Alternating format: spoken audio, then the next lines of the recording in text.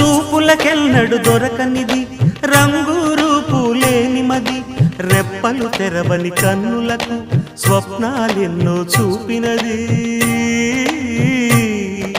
వెచ్చని చెలిమిని పొందినది వెన్నెల కళగల నిండుమది కాటుక చీకటి రాత్రికి బాటను చూపే నేస్తమది చేతికి ఆదని జాబిలిలా కాంతులు పంచే మణిదీపం కొమ్మల చాటున కోయిలలా